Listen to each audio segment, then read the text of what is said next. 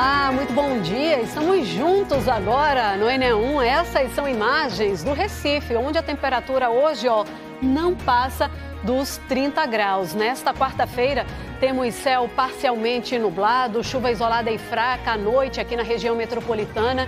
E já na Zona da Mata, essa chuva deve ser ao longo do dia, de acordo com a APAC. Vamos aos nossos destaques. O ramal Camaragibe voltou a funcionar, mas os passageiros das primeiras viagens do metrô não conseguiram embarcar nas estações do ramal Camaragibe. Os trens estavam sem energia para circular. Vamos mostrar o caso de clientes que contrataram uma empresa para fazer móveis planejados, pagaram, mas o serviço não foi feito e a loja fechou. A reclamação foi parar na polícia e no Ministério Público. Um homem que fez vários roubos na zona sul do Recife foi preso e logo depois de cometer mais um crime. O bandido usava uma imitação de arma de fogo. Tem também os desdobramentos da investigação que identificou uma quadrilha que inseria dados falsos no sistema do Detran. De acordo com a polícia, há servidores públicos entre os envolvidos. Uma pessoa foi presa. Retomada das aulas e de contratação de estagiários e jovens aprendizes. Este é o período em que as empresas se organizam para oferecer a primeira oportunidade de emprego para estudantes. Momento de aproveitar e a gente ajuda com orientações. E a relação de carinho e cumplicidade das famílias com os animais de estimação. Um sentimento tão intenso que fica eternizado em fotografias e abre mercado para empreendedores. Simbora, e que bom contar com a sua companhia. Está procurando emprego? Pensando em mudar de área? O Enem1 te ajuda com algumas informações, a gente já separou algumas aqui para poder mostrar para vocês. Tem vaga para auxiliar de limpeza, são 3 vagas em Araripina. Informações divulgadas, pessoal. Precisa ter o ensino fundamental completo, 6 meses de experiência e o salário não foi informado. Tem mais aqui que a gente já deixou separado para vocês também. Em Goiânia, 4 vagas para atendente de lojas e mercados. Ensino médio precisa ser completo, não precisa ter experiência, o salário não foi informado. A gente tem mais aqui. Agora, ajudante de carga e descarga de mercadorias. São 10 vagas na cidade de Paulista. Precisa ter o ensino fundamental completo, 6 meses de experiência e o salário está aqui, R$ 1.621. Mais uma sequência aqui para vocês, operador de linha de montagem de aparelhos elétricos. São 10 vagas para pessoa com deficiência lá na cidade de Escada. A escolaridade não é exigida, 6 meses aí, de experiência e o salário R$ 1.718,35. São todas as informações que a gente pegou no site cedep.pe.gov.br. E quem ainda está na faculdade e está em busca de oportunidade de estágio, o momento é esse, tá? O CIEE, que faz a integração entre escolas, faculdade, estudante, está com 324 vagas de estágio em diversas áreas. Gustavo Ferreira, nosso repórter, já está aqui com a gente. Na verdade, ele está na sede do CIEE, né? E traz aqui para a gente os detalhes para se candidatar a essas vagas, né, Gustavo? Agora, 11h52. Muito bom dia. Oi, Camila. Bom dia. Que prazer falar com você aqui no Enem1. Bom dia para todo mundo que está assistindo a gente. Olha, eu vou deixar esse recado na voz de Ana Patrícia Gomes, que é superintendente adjunta do CIEE aqui em Pernambuco. Vamos lá. São muitas vagas. Vamos começar pelo estágio, né, que interessa muita gente, principalmente nesse período pós-férias, né? Onde é que estão essas vagas? Em quais áreas tem vaga disponível para quem quer estagiar? Bom dia, bem-vinda. Bom dia. Atualmente, nós estamos com 500 vagas de estágio em todo o estado de Pernambuco. E são de várias áreas: administração, ciências contábeis, direito, engenharia civil, arquitetura, biologia, pedagogia, são diversas áreas. Para os estudantes que têm interesse, em fazer um estágio, então eles podem consultar essas vagas no nosso site. Tem também a rede social, né? O Instagram, @ciee.pe. Como é que faz para se inscrever? Quais são os critérios, né? Além, claro, de estar cursando ensino superior, o que precisa um candidato na hora de se apresentar e tentar uma vaga dessas aqui? Para ser estágio, ele pode ser estudante do ensino superior, técnico e ensino médio também. Ele precisa ter a partir dos 16 anos e não tem limite máximo de idade. Então, ele entra no nosso site e faz o seu cadastro como estudante e no próprio site ele também faz a consulta das vagas. E esse cadastro ele só pode ser feito pelo site ou dá para fazer o atendimento presencial aqui? Não, ele faz o cadastro pelo site, mas se ele tiver algum problema, né, alguma dificuldade, né, de acessar o site ou alguma dificuldade lá qualquer, ele pode procurar qualquer unidade do CIEE. Nós temos 16 unidades em todo o estado de Pernambuco que atende presencialmente esse estudante. Se ele chegar, né, ele vai ser atendido pelo nosso atendente. Agora, é importante ele também consultar os horários e os locais lá no nosso site. A gente, inclusive, vai colocar o endereço da unidade onde a gente está aqui, no centro do Recife. Agora, deixa eu aproveitar que você está aqui comigo. Fala das vagas de jovem aprendiz, porque também tem, né, oportunidade disponível aqui. Sim, o jovem aprendiz já é outro público, né? É o estudante ou o jovem que esteja de 14 a 24 anos incompletos, que esteja fazendo obrigatoriamente fundamental e médio ou ter concluído o ensino médio, né? Então, as vagas também estão disponíveis no nosso site. Também o jovem, é importante que ele faça o seu cadastro, né? Uma observação, no caso da faixa etária, para a pessoa com deficiência, não tem limite. Então, se a pessoa tiver uma deficiência, não precisa ter limite de idade para o aprendiz. Agora, Ana Patrícia, é verdade que nesse final de férias, ali, a virada de junho para agosto, a procura por essas vagas aumenta aqui no CIEE? Por que isso acontece? Explica para a gente. Aumenta, até porque as empresas estão repondo seus estagiários, né? Geralmente, os contratos de estágio, geralmente não. O contrato de estágio ele se encerra com o término do curso. Então, como tem vários alunos concluindo o curso agora, né, nesse semestre, então as empresas vão repor as vagas, então com isso aumenta o número. Então é melhor hora talvez, né, agora e no começo do ano também. E uma última dica, né, para quem quer se preparar e quer uma vaga dessas, principalmente vaga de estágio. Sim, é o estudante entrar no site, manter os seus dados atualizados, principalmente o telefone celular, né? Porque os estudantes mudam muito de celular e, se o cadastro não estiver atualizado, a gente não encontra. Porque o estudante procura o CIEE, mas a gente também convoca o estudante para encaminhar para as empresas. Essa dica foi de ouro, viu, Ana Patrícia? Muito obrigado pelas suas informações, por esse serviço, por esse recado que muita gente agora, tenho certeza que anotou, né, Camila? E a gente sabe que o estágio é importante tanto para o jovem, para a pessoa que quer entrar no mercado de trabalho, quanto para as empresas, né, que acabam formando novos profissionais. Então, as vagas estão abertas, é só seguir direitinho, passo a passo, se organizar e tentar uma dessas vagas. Camila, volto com você aí no estúdio. Obrigada, Gustavo. Ana Patrícia também. Essa vaga pode ser para alguém que está assistindo a gente agora, ou quem está assistindo pode já avisar para alguém que tem aí essa oportunidade. A Caixa Econômica Federal começa a distribuir parte do lucro obtido pelo Fundo de Garantia do Tempo de Serviço, FGTS. Essa notícia você também pode conferir no G1 Pernambuco. O QR Code para ir direto para essa reportagem está aí na tela. Ó. São 13 bilhões de reais e você pode calcular quanto que vai ser creditado na sua conta do FGTS a partir de sexta-feira. E para facilitar, gente, a calculadora já está lá no G1, nesse link mesmo que você acessa, apontando a tua câmera do celular aí para o QR Code na tela. Tem gente com dúvida se pode sacar esse dinheiro, como é que pode consultar o saldo e que conta que fica esse depósito. Então, a reportagem do G1 tem todas essas respostas, é só você acessar. Vamos seguir pela PE 15, lá em Paulista, com a nossa Globomoto, que já está em movimento no sentido da BR-101.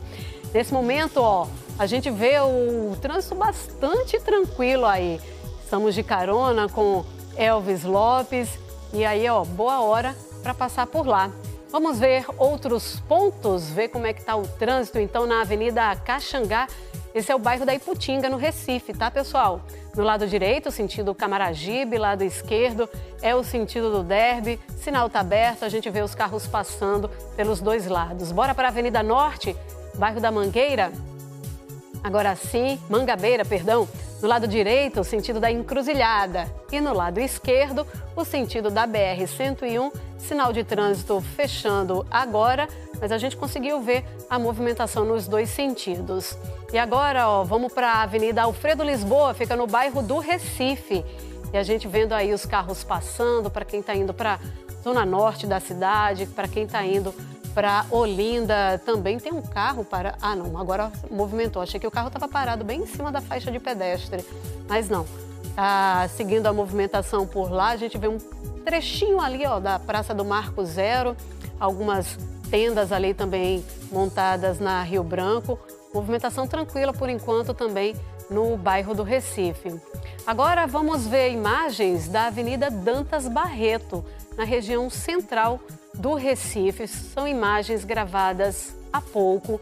E olha, a gente pode ver muitas motos estacionadas ao longo da via, tá? Inclusive, tem moto estacionada em cima da calçada, na parada de ônibus. Então já atrapalha também o passageiro que tem que ir para o meio da rua, né, para poder subir no ônibus. E claro, põe em risco a segurança do passageiro, dos outros pedestres, né? A gente procurou a CTTU, que é a Autarquia de Trânsito no Recife, que é responsável por organizar o trânsito na cidade. E de acordo com as informações enviadas, estacionar em calçadas é infração grave. Ela está prevista no Código de Trânsito Brasileiro. A multa é de R$ 195,23, 5 pontos na carteira.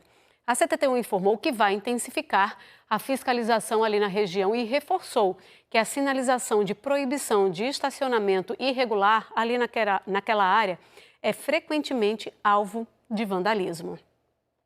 Agora, pessoal, meio-dia em ponto, a gente vai direto para Camaragibe com imagens do nosso repórter cinematográfico Joab Marques. Ele está bem na plataforma de onde os passageiros podem pegar os trens e a gente traz essa imagem agora para poder vir com a informação de que os trens do ramal Camaragibe já voltaram a circular, tá, pessoal? Nesse momento não está passando nenhum trem, mas a gente acompanhou durante a manhã as informações da CBTU e a CBTU disse que a operação está normal. Por que a gente está dizendo que voltou a circular?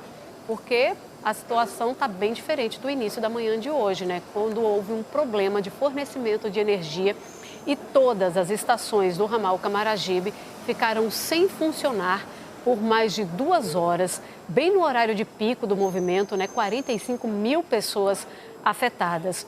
O terminal integrado de passageiros de Camaragibe ficou lotado pela manhã, né? O consórcio Grande Recife, né, que opera as linhas de ônibus, reforçou também as viagens para atender aos passageiros de uma forma emergencial.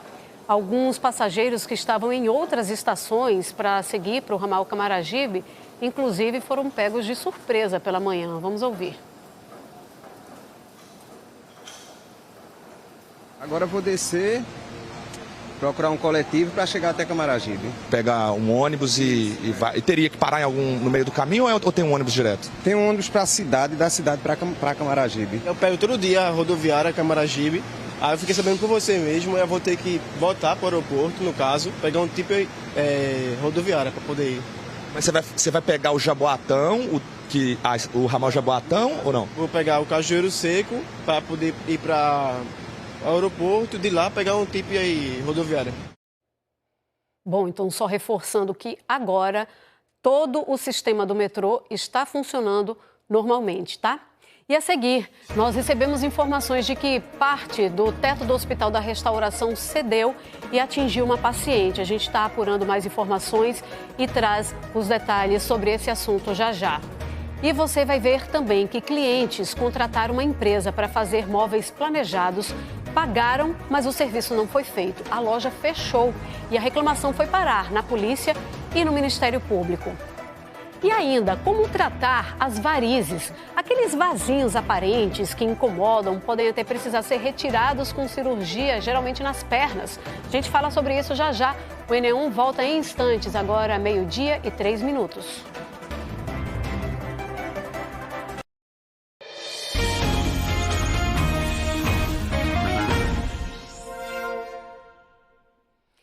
NE1 de volta e a gente vai direto para a redação do Jornal Hoje falar com Alan Severiano, porque um dos destaques do JH é a morte de uma pessoa num dos principais pontos turísticos do Brasil, não é isso, Alan? Dá para adiantar alguma coisa aqui para a gente? Boa tarde. Claro, Camila Torres, boa tarde para você ligado no NE1, prazer falar ao vivo aqui com Pernambuco. Pois é, o Jornal Hoje acompanha as investigações sobre essa morte ontem de um turista nesse que é um dos principais cartões postais do Brasil, as Cataratas do Iguaçu. Foi um turista holandês, ele tinha 26 anos, morreu no passeio de barco pelas cataratas, passeio que passa, inclusive, ali embaixo da queda d'água propriamente dita. O barco da empresa Macuco Safari, ele virou com uma família de 6 pessoas, todas estrangeiras, além do piloto e do copiloto. A polícia do Paraná já ouviu o depoimento de um dos turistas que sobreviveram a esse acidente. O passeio está suspenso até sexta-feira. No Rio Grande do Sul, mais sofrimento com os temporais. Nossos repórteres vão mostrar os estragos em várias regiões do estado. Teve chuva, teve granizo, teve até um tornado. E tudo isso acabou provocando destruição e alagamentos em cidades gaúchas de várias regiões do estado. Passou de 10 o número de mortes no terremoto no Japão. Equipes de resgate ainda buscam os desaparecidos. Foram divulgadas hoje novas imagens do momento do tremor. Você vê aí, o chão balançando, água do rio e também os escombros do shopping center que explodiu ontem. Essas imagens hoje revelam como ficou esse prédio. Vamos falar também da retomada da tensão no Oriente Médio, porque o Irã lançou mísseis contra bases americanas na Jordânia. E Estados Unidos e Arábia Saudita bombardearam no Iraque alvos da milícia apoiada pelos iranianos. O preço do petróleo registra forte alta no mundo. No Rio de Janeiro, uma perseguição policial termina com um PM e 4 criminosos mortos na Avenida Brasil. Um motorista também foi atingido, ficou em estado grave, está internado esse homem. E depois da queda da patente da semaglutida, a Anvisa aprovou hoje o registro de 5 novas canetas para tratar obesidade e diabetes aqui no país. A gente conta que produtos são esses, a expectativa é de redução no valor desses medicamentos. É isso, Camila. Obrigado. Espero vocês no Jornal Hoje, 1h25. Até já. Esse tem outros assuntos. Muito obrigado por adiantar já aqui para a gente, Alan. Bom trabalho para vocês. Valeu para você também. A Polícia Civil divulgou, agora há pouco, detalhes da investigação de um esquema criminoso que inseria dados falsos em sistemas de informação do Detran. Entre os envolvidos estão servidores públicos. Joab Alves acompanhou a divulgação desses detalhes e traz agora informações para a gente que a polícia, inclusive, já estava investigando esse esquema, né, Joab? Boa tarde. Oi, Camila. Muito boa tarde para você, boa tarde a todos. Olha, esses servidores, eles trabalhavam nos Ciretrans do Cabo de Santo Agostinho e de Paulista. Nós vamos entender agora com o delegado Júlio César como é que esse grupo agia, doutor. Bem-vindo aqui ao NE1. Bom dia. Bem, o esquema fraudulento do primeiro emplacamento funcionava, grosso modo, da seguinte maneira. Eram necessários 2 servidores para concluir o processo de emplacamento de um carro. Existe a figura do atendente e do controle de qualidade. O controle de qualidade é responsável pela revisão geral da autenticidade de toda a documentação necessária para o primeiro emplacamento. O atendente é a porta de entrada para a fraude. Ele recebia e checava de maneira preliminar aquela documentação com o número do chassi, ele incluía no sistema e o próprio sistema já colocava aquele veículo e ele inseria os dados de uma nota fiscal que materialmente e ideologicamente falsa. Uma falsidade até, uma falsificação até tosca, meio grosseira. E a partir desse momento ele encaminha o processo para o revisor, o controle de qualidade, que chancelava, sem seguir o manual do Detran, que prevê uma série de etapas para checar a autenticidade daquela documentação, e assim eles conseguiram emplacar aquele carro de maneira fraudulenta. Ocorre que esse carro ainda não estava no mercado, ainda estava em concessionárias ou nas montadoras, nas fábricas, mas de alguma maneira eles conseguiram o chassi daquele carro. E esse é um tipo de crime que abre uma gama de diversas possibilidades, desde esquentar um carro fruto de receptação por furto, roubo, ou até mesmo criar ficticiamente um carro para que seja vendido através de estelionato virtual, com a documentação em teoria válida, mas que era simulada, e gerando transtornos em pelo menos no foco da operação de ontem, pelo menos 8 estados, pessoas, tanto jurídicas quanto físicas, inclusive prefeituras de 8 estados da federação tiveram prejuízos por conta desse tipo de fraude. Doutor, e como é que a polícia conseguiu chegar nesse grupo? Bem, o primeiro processo, né, o primeiro problema em que uma pessoa, foi uma prefeitura do Acre, que adquiriu, através de licitação, um carro, e todos os carros eram de alto valor. Eram carros que passavam dos R$150 mil em média. Adquiriu, através de licitação, um carro e tentou emplacar. O Sistema Nacional já acusava que aquele carro teria sido emplacado aqui. Então, uma série de problemas e boletins de ocorrência nesse sentido foram sendo enviados à Corregedoria do Detran, que compartilhou conosco esses procedimentos, e conseguimos identificar um modus operandi, né, um procedimento padrão e nomes recorrentes em que essas fraudes recorrentes, os nomes que eu digo são os servidores, né, eram os mesmos servidores sempre responsáveis pelo atendimento, pelo controle de qualidade e pela validação, pela chancela daquele processo de maneira ilegal, já comprovada pela própria Corregedoria do Detran também. Doutor, quantas pessoas envolvidas, quantas pessoas foram presas? E outro detalhe, o patrimônio dessas pessoas também chegou a chamar a atenção da polícia? Sim, uma das pessoas, foram 5 pessoas no total, porque a estratégia principal dessa operação, da deflagração, foi estancar esse esquema fraudulento que já se opera há alguns anos por esses servidores. Então, o primeiro passo foi identificar e focar nesses servidores. Foram cumpridos 5 mandados de busca e apreensão, 1 mandado de prisão preventiva e outras medidas cautelares diversas da prisão. Para os outros 4, 1 foi submetido à prisão preventiva, os outros 4 servidores foram afastados provisoriamente do cargo público e foi colocado também o monitoramento eletrônico. E com relação ao patrimônio, você perguntou, realmente existe uma assimetria muito grande, o que indica a possibilidade de corrupção ativa e passiva. Eles recebiam, a gente tem informações ainda não totalmente apuradas, mas que em média recebiam ali por volta de R$5 mil por emplacamento falso. E um dos alvos dessa operação possui, por exemplo, 2 carros cuja soma dos valores ultrapassa R$240 mil, o que é incompatível com os rendimentos ilícitos que ele ganhava como funcionário público do Detran. Doutor Júlio César, obrigado aqui pela participação com a gente no NE1. Até durante a coletiva nós conversamos o seguinte, que isso possivelmente é só a ponta do iceberg e as investigações da Polícia Civil vão continuar. Eu volto com você aí no estúdio, viu, Camila? Um crime aí que extrapolou, né, o estado de Pernambuco. Muito obrigada. A polícia incluiu novos depoimentos e novas provas no inquérito que apura a morte por envenenamento de um policial militar. O crime foi no mês passado, no bairro de Boa Viagem, na zona sul do Recife. A TV Globo teve acesso ao documento. O inquérito detalha o histórico da namorada da vítima. Ela é tratada pela investigação como suspeita e teve a prisão preventiva decretada pela Justiça. O que aconteceu aqui neste edifício, no dia 11 de junho de 2026, no bairro de Boa Viagem, está neste inquérito de 195 páginas da Polícia Civil. A TV Globo teve acesso ao documento que investiga uma morte cheia de mistérios. A do policial militar, o cabo José Maria Alexandre da Silva Júnior, encontrado morto no apartamento da namorada, a empresária Ellen Kelly de Lima Pedrosa, de 48 anos. Quando chegou ao apartamento, a polícia disse que o PM estava deitado no chão, no quarto de Ellen, de bruços, ao lado da cama, e que na sala havia 2 taças. Na mochila, a polícia encontrou o fardamento do PM, uma faca peixeira, uma porção de maconha e medicamentos. A namorada do PM, Ellen Kelly, disse que durante a madrugada, o policial tentou dopá-la, trocando as taças de energético enquanto ela buscava gelo na cozinha. Ela disse que sempre marca sua taça, pois reside com outras pessoas e teme que alguém batize sua bebida, e que notou a mudança das taças justamente por causa do ponto.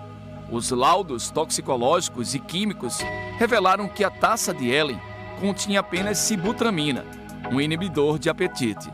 Já a taça do cabo Silva Júnior continha clonazepam e cafeína.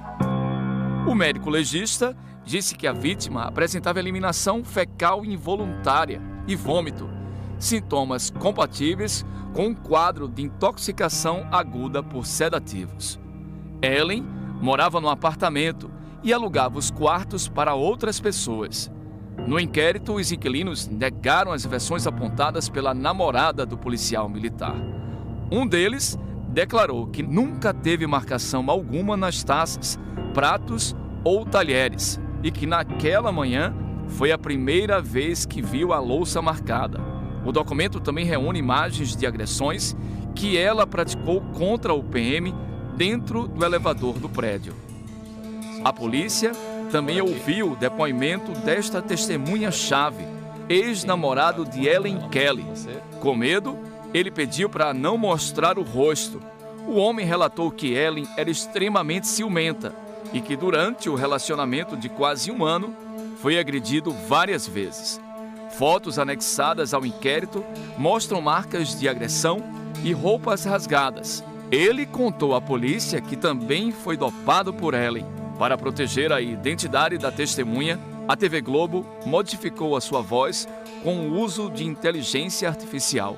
Em um momento, ela me chamou para ir num bar. Eu cumprimentei uma das amigas delas, né, por questão de educação. Ela não gostou porque eu dei um beijo no rosto de umas delas e me chamou de um monte de coisa, de nome feio. E eu acabei aqui chamando ela para ir embora. Eu fui para casa dela, subi no apartamento, sentei no sofá, fiquei assistindo a televisão. Ela me ofereceu um drink. Eu falei para ela que não ia beber. Ela tirou o álcool da bebida e me trouxe só um energético com gel. Eu acabei aqui indo embora para casa. Na metade do caminho, eu passei mal, tive queda de pressão, comecei a me coçar com ânsia de vômito. Em retaliação ao fim do namoro, o estudante contou que Ellen fez uma denúncia falsa de violência doméstica contra ele e que chegou a passar mais de 3 meses no presídio. O ex-namorado disse ainda que, mesmo após ser solto, Ellen manteve uma perseguição e simulou que ele estaria descumprindo a ordem judicial de afastamento da medida protetiva. Disse que eu bati no carro que ela estava, ameacei ela com a arma e fez diversas calúnias, mentiu, fez diversas acusações falsas no BO. Fui conduzido até a delegacia, chegou na delegacia, eu levei diversas provas, conversei com a delegada dizendo que eu estava sendo perseguido, que eu tive um veículo roubado sob posse dela, que ela estava me ameaçando, que ela tinha me ameaçado, que ia me perseguir incansavelmente até eu ser preso. O estudante acabou sendo preso de novo na loja de conveniência de um posto de combustíveis. Em depoimento à Polícia Civil, o funcionário do posto de combustível disse que Ellen planejou a prisão do ex-namorado. Ela teria deixado de forma proposital o botão do pânico, aquele equipamento que faz a comunicação com a tornozeleira eletrônica, e é usado pelas mulheres que têm medida protetiva. O disparo eletrônico aconteceu. Os policiais militares chegaram até o local e efetuaram a prisão do ex-namorado de Ellen. A própria Ellen filmou a prisão e mandou o vídeo para a família do ex-namorado. Ele foi algemado e conduzido para a delegacia, depois levado para o presídio. De acordo com as investigações, teria sido neste dia, neste mesmo posto, que Ellen conheceu o policial militar José Maria. O segurança do posto também relatou uma cena ocorrida na loja de conveniência, que está registrada nos autos como um plano de assassinato. Ellen disse que estava ali para pagar um acordo dela com um presidiário para matar seu ex-namorado dentro do presídio. O próprio Cabo Silva Júnior confidenciou ao segurança do posto que Ellen lhe ofereceu dinheiro para executar o serviço, mas ele recusou por ser contra coisas erradas. Essas advogadas defendem o ex-namorado de Ellen Kelly, que continua com tornozeleira eletrônica. Quando souberam da morte, elas resolveram também defender a família do PM.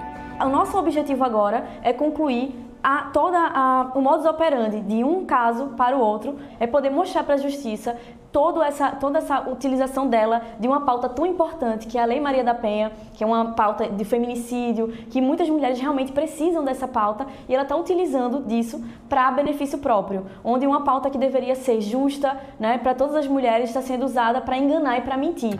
Na semana passada, quando os policiais foram cumprir o mandado de prisão contra Ellen Kelly, ela teria se jogado pela janela do 4º andar do apartamento onde mora, em Boa Viagem. A empresária está custodiada no Hospital da Restauração, na área central do Recife. Ela teria quebrado as 2 pernas. O advogado de Ellen Kelly disse que as perícias estão incompletas e defende a inocência da cliente. A minha cliente saiu de vítima de violência doméstica para possível assassina. Eu não posso permitir isso. Perícia completamente deficiente, porque se esbarrou na primeira etapa de uma perícia toxicológica, que é apenas da identificação dos agentes. Eu preciso entender a quantidade de clonazepam, a quantidade de cafeína. Inclusive, iremos peticionar nos autos do inquérito para requerer a complementação da perícia tanatoscópica através de um exame chamado de histoplatologia, porque ali a gente consegue, de forma minuciosa, entender as questões referentes à possibilidade de morte natural. No Recife, clientes que contrataram uma empresa de móveis planejados denunciam que pagaram pelos projetos, mas não receberam os produtos nem o dinheiro de volta.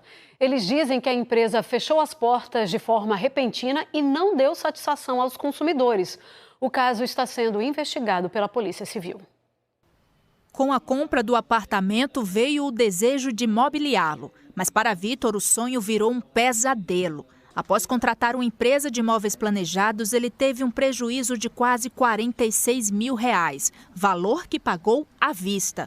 A entrega estava prevista para março deste ano, mas os móveis nunca chegaram. Quando chegou no dia 31 de março, eu entrei em contato com a responsável do setor que fechou meu projeto. Ela me explicou que estava com a previsão de chegada em 15 de abril. Só que chegado 15 de abril, minha obra também não tinha finalizado. Então, eu de boa fé deixei a empresa tranquila, sem cobrar. Depois em junho, aí eu entrei em contato. Falou, não, tranquilo, amigo, te entrego na quarta-feira. Eu falei, olha, eu estou com um familiar doente, preciso ir para Salvador, que sou natural de lá. E quando eu retornar, eu falo com você. E tranquilo, você retornando, dentro de 4 dias, eu entrego o seu pedido. Retornei, solicitei, ele não respondeu mais. Depois de tantos prazos e de toda essa dor de cabeça, Vitor cansou de tentar resolver sozinho e registrou um boletim de ocorrência. Eu reuni todas as provas e documentos que eu tinha, fiz uma minuta de uma inicial de uma queixa-crime. Mas Vitor não foi o único a enfrentar essa situação. Clécia afirma que também contratou a empresa em 2024. Ela diz que os funcionários chegaram a ir ao apartamento dela para fazer as medições dos ambientes, só que até hoje não recebeu os móveis e teve um prejuízo de mais de R$25 mil.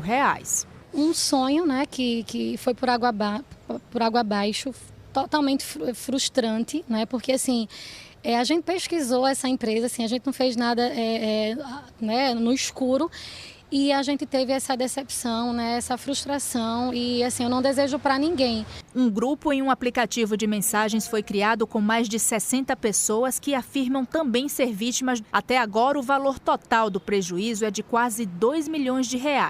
Mas, de acordo com o advogado das vítimas, esse valor pode ser bem maior. A questão dos contratos, efetivamente, que as vítimas tiveram um prejuízo financeiro até agora, passam de R$2 milhões. Mas os contratos em si, que foram antecipados junto ao banco, eles podem ser passados de mais de 5 milhões.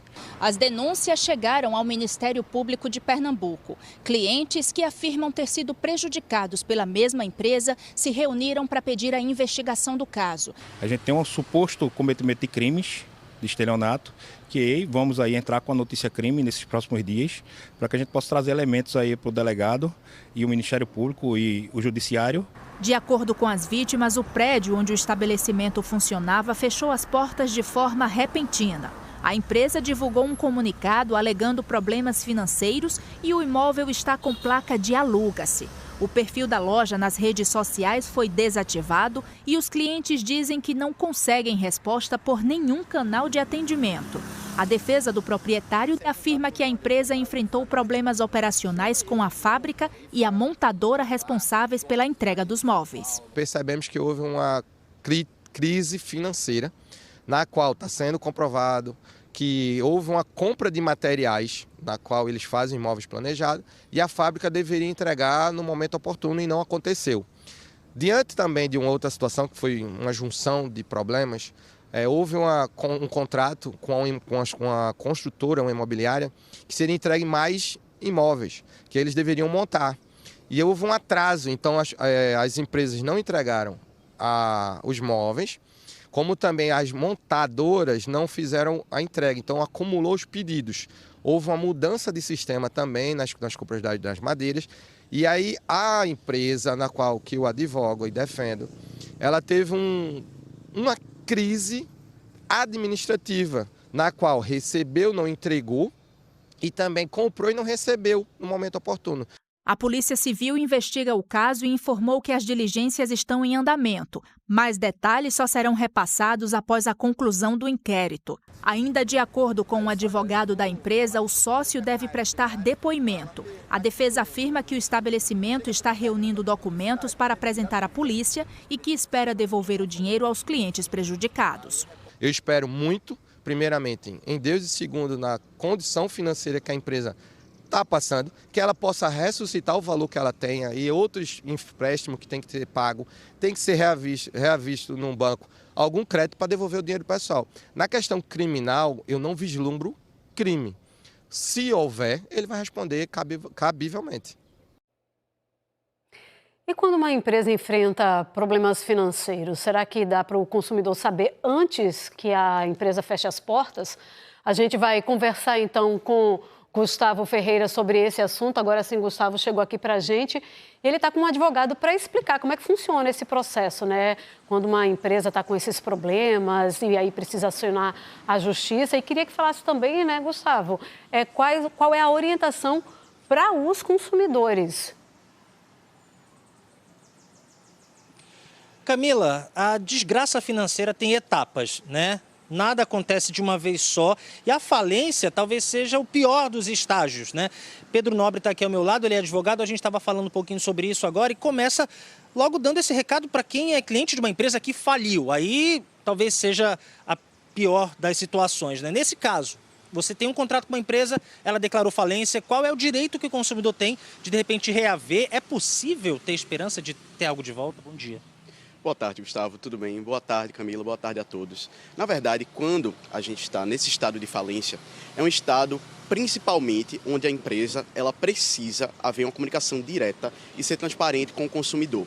Por quê? O consumidor ali, ele vira um credor, dependendo da situação dele. Então, se não for executado o serviço ou entregue o produto, ele tem ali uma obrigação a ser creditada com relação a ele. Então, ele pode buscar ali o auxílio profissional, o auxílio de um advogado, da Defensoria Pública, para se habilitar no procedimento de falência, se realmente foi estabelecido um procedimento de falência concreto. Agora, eu te dei bom dia, né? Boa tarde, meio-dia e 28. Agora, sim, existe alguma garantia contratual de que o cliente, nesse caso, vai ou pode receber alguma coisa? Eu acho que essa é a principal preocupação, né? Se a empresa não consegue se manter, como é que ela vai pagar o que me deve? Quando a gente está falando em uma situação de dificuldades financeiras, o CDC ali, ele tem possibilidades para o consumidor.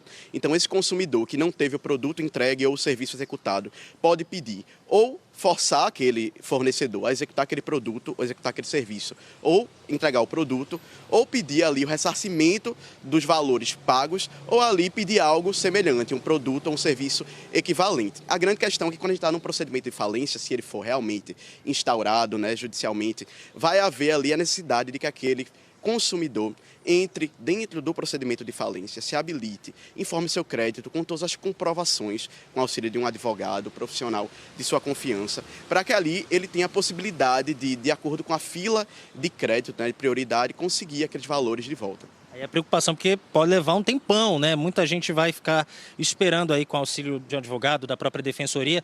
Agora, eu queria que você voltasse para um ponto muito importante lá do início. A comunicação não pode acabar. Se eu sou cliente de uma empresa, a empresa declarou falência ou qualquer dificuldade financeira, ela não pode deixar de me informar do que eu preciso saber, não é isso? Isso também pode ser uma penalização a mais para essa empresa?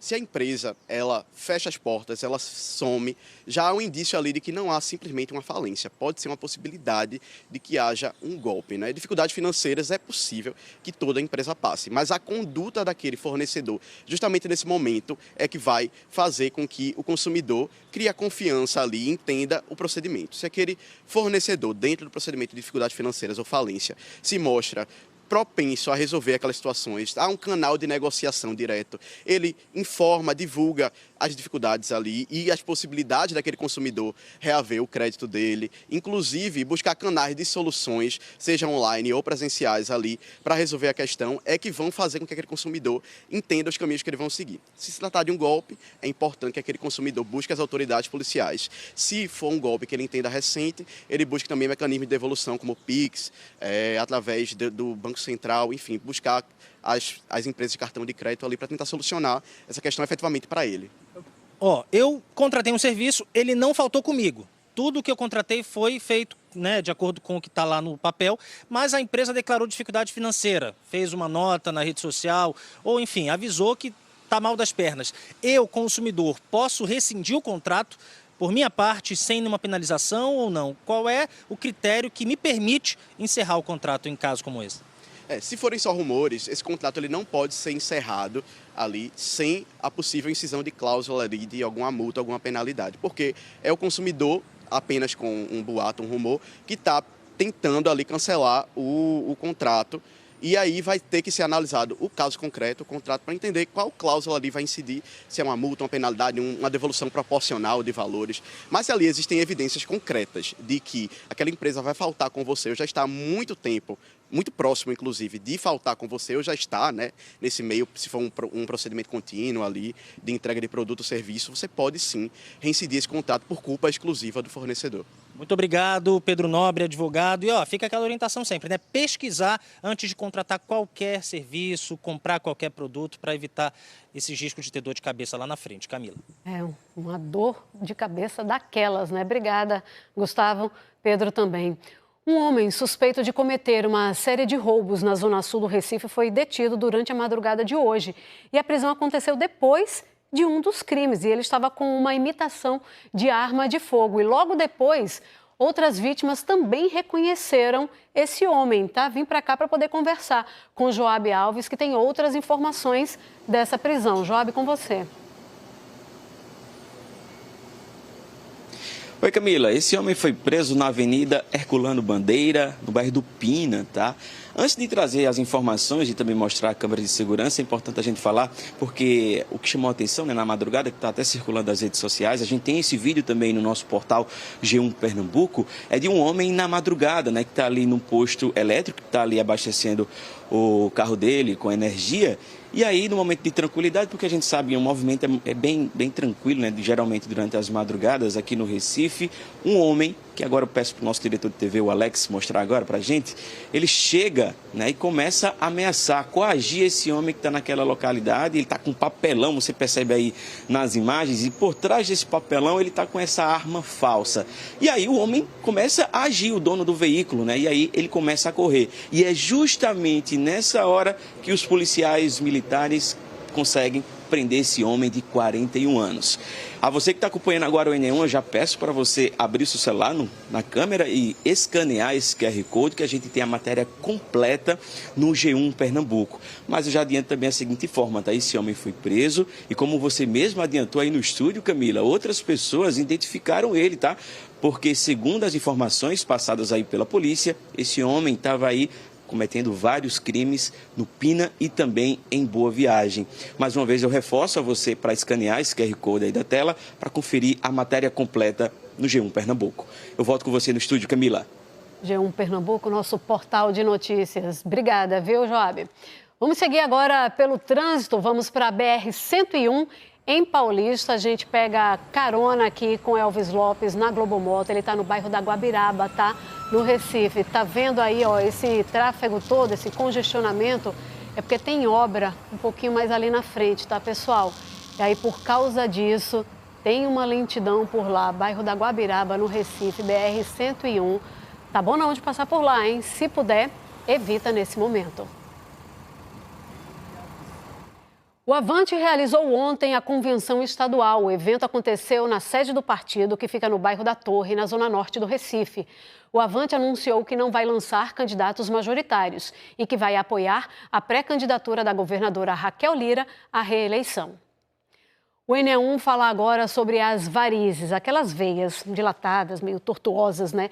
Que aparecem principalmente nas pernas e afetam homens e mulheres, tá? Muita gente acredita que é problema apenas estético, mas os especialistas alertam que é uma doença que pode trazer consequências sérias quando ela não é tratada.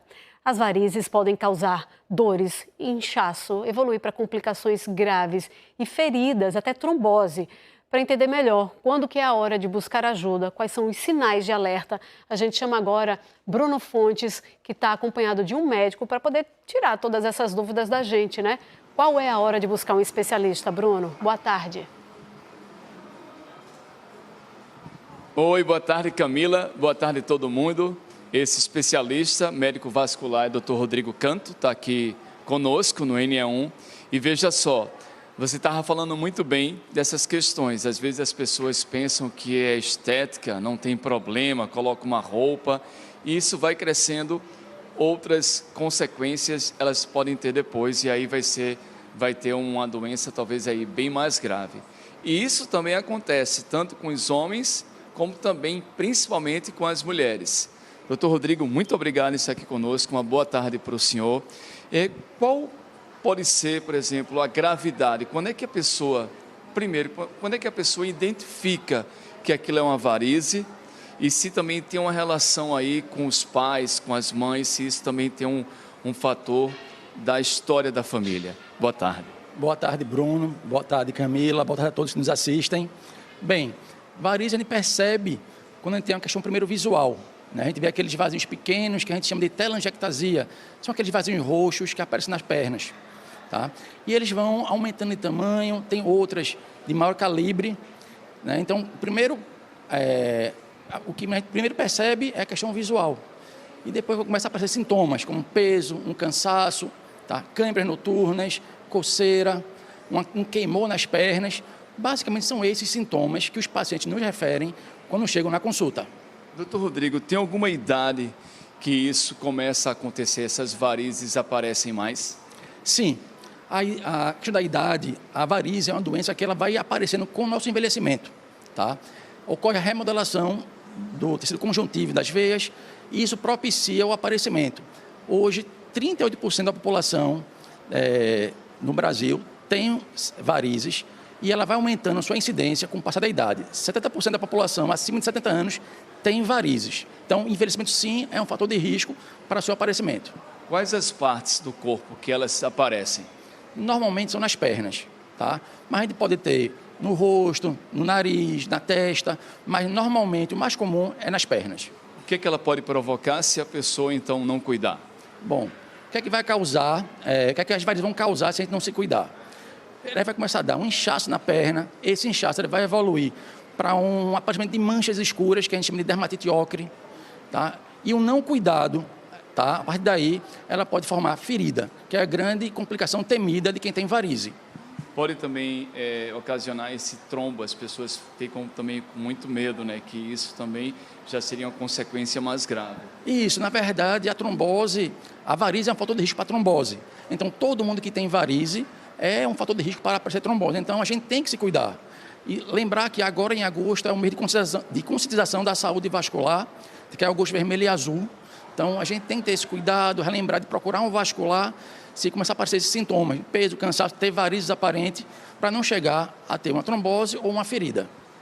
Para eu finalizar com o senhor, quais as recomendações, por exemplo, aquelas meias de compressão, exercícios, alimentação, isso também vai ajudar a pessoa? Sim, essas orientações de bem-estar são super bem-vindas. Então, caminhadas, exercícios físicos, musculação, natação, bicicleta, tudo isso protege, tá? Retarda o aparecimento. Porque a gente sabe que varizes, a maior carga, o maior fator de risco é genética. Mas esse bem-estar que a gente promove vai retardar ou vai diminuir esses sintomas.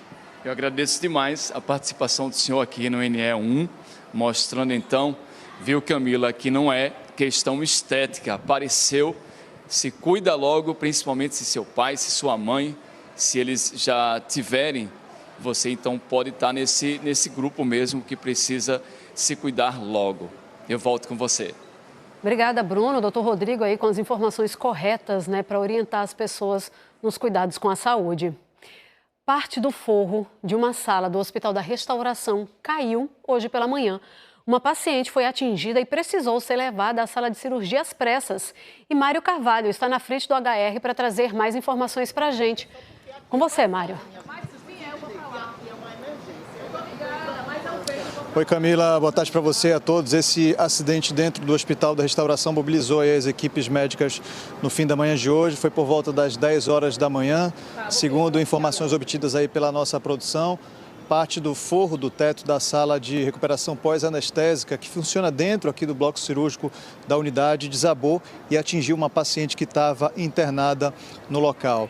A gente tem imagens de como ficou o local após esse acidente, dá para ver aí o grande buraco que se abriu no teto da unidade, foi exatamente na direção da maca onde estava essa paciente. Dá para ver também que essa parte do teto tem vários canos aí que passam por essa área. As imagens também mostram que havia vários pacientes na unidade. Mesmo após o acidente, eles continuaram no local e a gente só consegue aí imaginar o susto, né, dessa paciente que estava embaixo do teto que cedeu. Imagina você estar aí internado numa sala pós-cirúrgica e de repente o forro do teto cair em cima de você, né? A paciente havia passado no dia 25 por uma cirurgia vascular para correção de uma fístula para reparar um acesso vascular e desde então permanecia na sala de recuperação por falta de vaga em outro setor do hospital. O desabamento aconteceu por volta das 10 horas da manhã. O impacto teria provocado a abertura da fístula que havia sido refeita durante a cirurgia, causando aí um sangramento. A paciente precisou ser levada imediatamente de volta ao centro cirúrgico para um procedimento de urgência. Durante o atendimento, ela também recebeu uma bolsa de sangue. A cirurgia terminou agora há pouco e a paciente está estável e conseguiu uma vaga na UTI.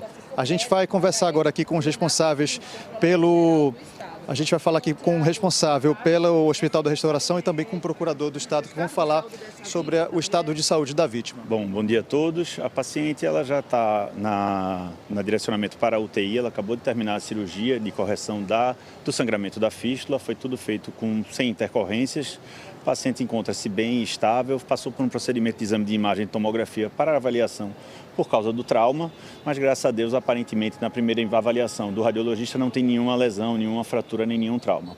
Os pacientes continuam lá no local? Não, os pacientes estão sendo removidos já para outras áreas, alguns vieram para a unidade de trauma para ficar no local mais seguro, enquanto a gente faz a análise da situação como um todo para a segurança dos pacientes. Essa paciente que teria sido atingida, que foi atingida, ela tinha passado por algum procedimento cirúrgico? Ela feito uma correção vascular já de um procedimento de fístula no braço e ela foi submetida porque fez um sangramento depois do evento, mas já foi corrigido também.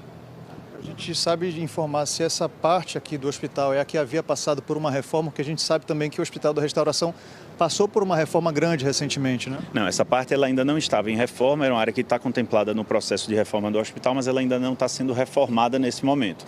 O que ocorreu foi uma parte do forro, como foi relatado, que teve a queda nesse momento e atingiu a paciente, mas graças a Deus sem maiores outras intercorrências e o que precisava ser prontamente atendido foi feito aqui no hospital. O doutor já sabe quantas pessoas estavam dentro da sala? Dentro da sala a gente tinha 11 pessoas que já foram todas mobilizadas já para outros setores. Deixa eu falar aqui, obrigada, doutor. A gente vai conversar aqui também com outro representante, controlador-geral do Estado. A gente vai entender com ele o posicionamento também do Estado para saber o que teria causado esse acidente. A gente tem que fazer uma primeira reflexão, que um hospital tem 56 anos, não é a área que foi objeto de intervenção, a intervenção tem acontecido em outros andares. A controladoria foi demandada e, obviamente, prontamente atendeu à demanda do governo, porque, como é uma unidade hospitalar muito importante, a gente está fazendo uns processos de inspeção e apuração. O nosso objetivo aqui é apurar, avaliar efetivamente o processo de reforma, ver se tem alguma relação da reforma com o acidente causado, para dar segurança, inclusive, se há necessidade, a apuração da empresa, a responsabilização, se porventura foi identificado que ela foi causadora desse problema. Isso abre margem para a gente falar sobre uma possível nova reforma aqui de outras áreas do Hospital da Restauração que ainda não passaram por essa manutenção, por essa reforma? Olha, como eu falei, o hospital ele é muito antigo, né? Então é uma necessidade, é uma mudança muito grande do dinamismo da saúde e há mudanças dentro da estrutura e, obviamente, esse processo todo é sempre avaliado dentro do Estado. Então existe um processo de avaliação, um cronograma de execução, tem contratos de empresas associadas com responsabilidade Então, objetivamente, eu preciso avaliar efetivamente a apuração se há outras situações dessas. Muito obrigado pela entrevista. É isso o posicionamento aqui do controlador.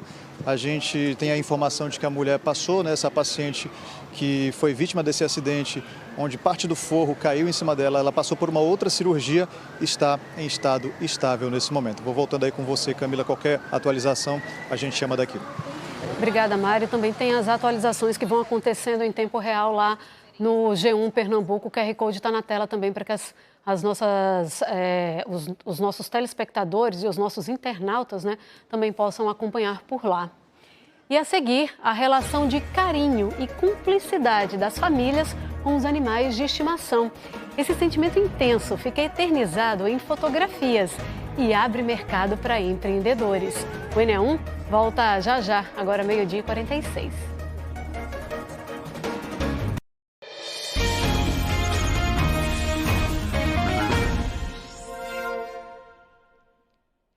Os pets são considerados integrantes da família em muitos lares e essa relação de carinho e afeto tem impulsionado novas oportunidades de negócio no mercado pet.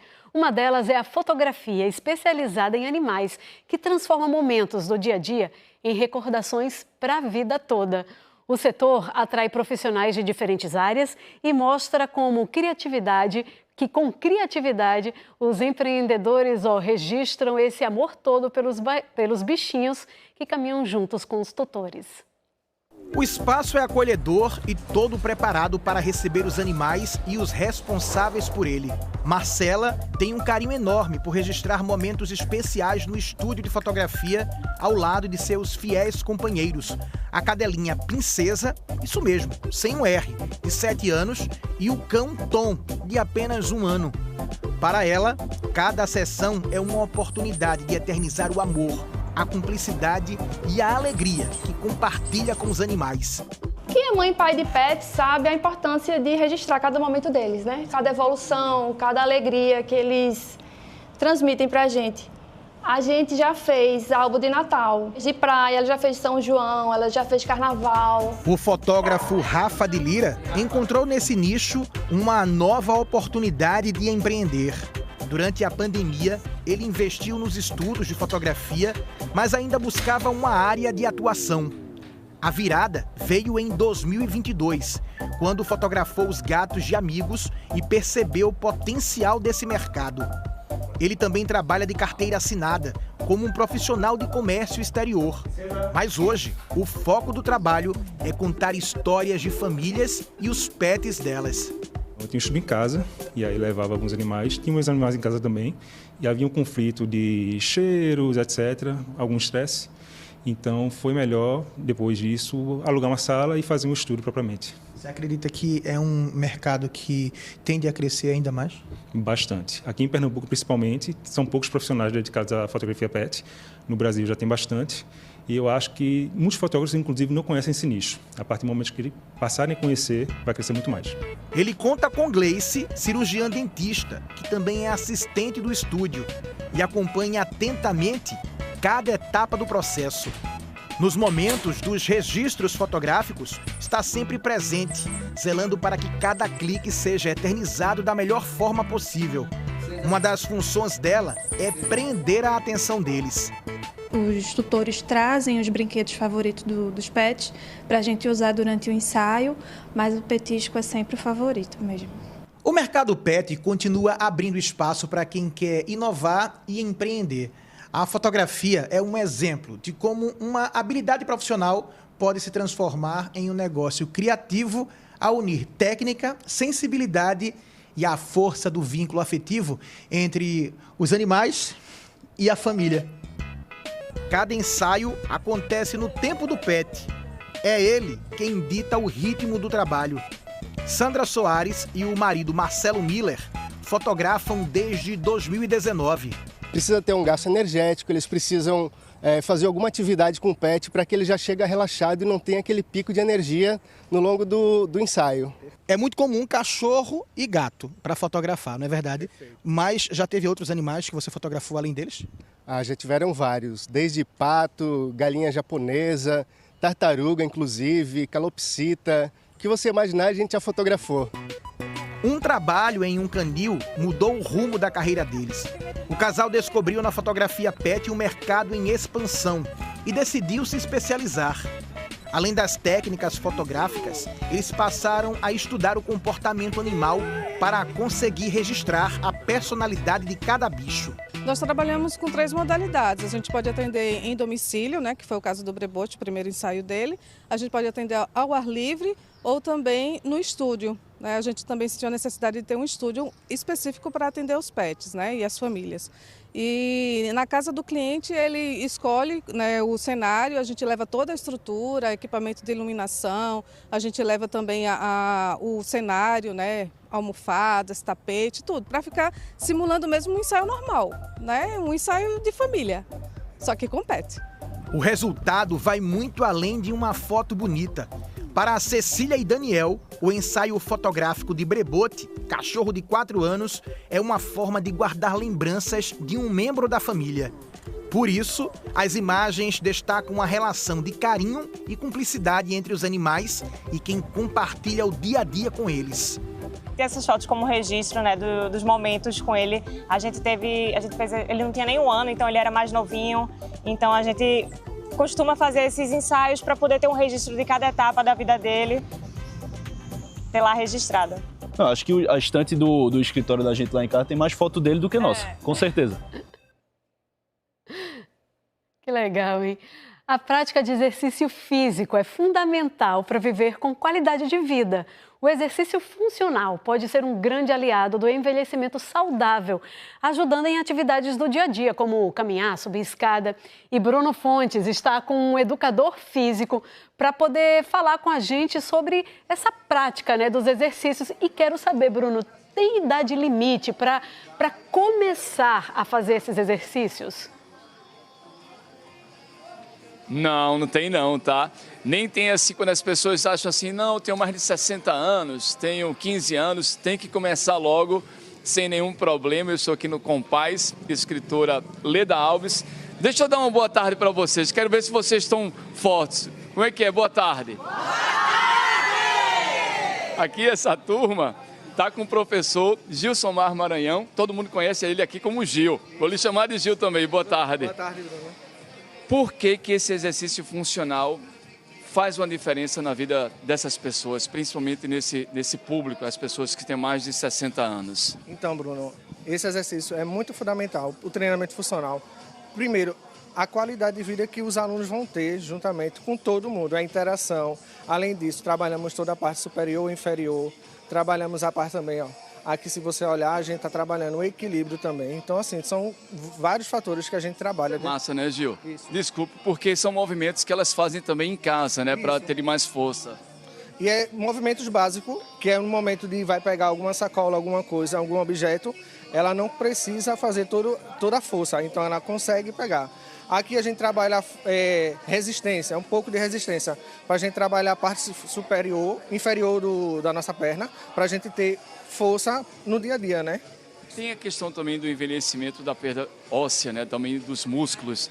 E isso faz com que elas trabalhem isso, né? Não tenham isso. Isso. A gente, a partir de 60 anos, os idosos perdem 10%, né, da massa muscular, então é a sarcopenia.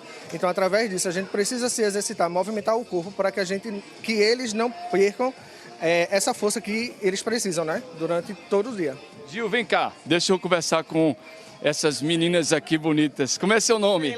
Angelina. A senhora está feliz? Muito. Muito? Desde que eu comecei aqui para várias atividades.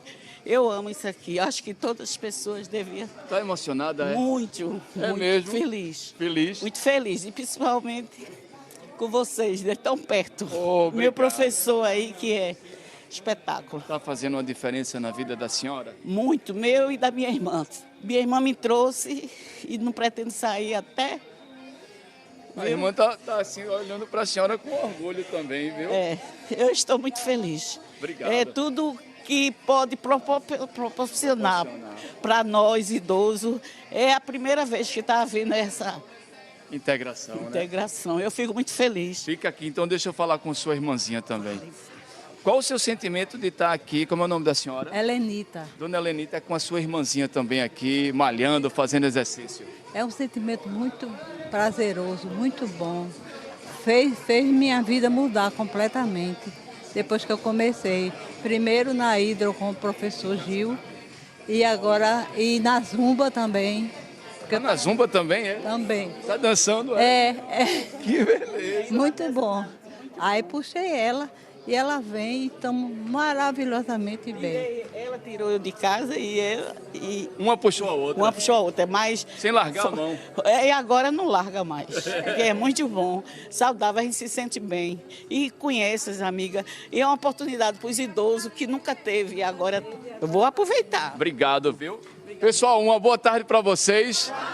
Tudo de bom, viu? Aê! É só um exemplo, sabe? Porque isso acontece aqui no Leda Alves, mas procure perto da sua casa, uma praça pública, tem muitos exercícios de graça que você pode fazer e aí vai ter, claro, até envelhecer com mais saúde. Eu volto com você, Camila. Investir em qualidade de vida, né? Um beijo aí para a turma toda, Bruno. E ó, o ENE1 fica por aqui. Você pode rever e compartilhar as reportagens a qualquer hora no Globoplay. Lembrando que hoje o Jornal Nacional é mais cedo, às 8 da noite, tá? Uma ótima tarde. Fica agora com o Globo Esporte.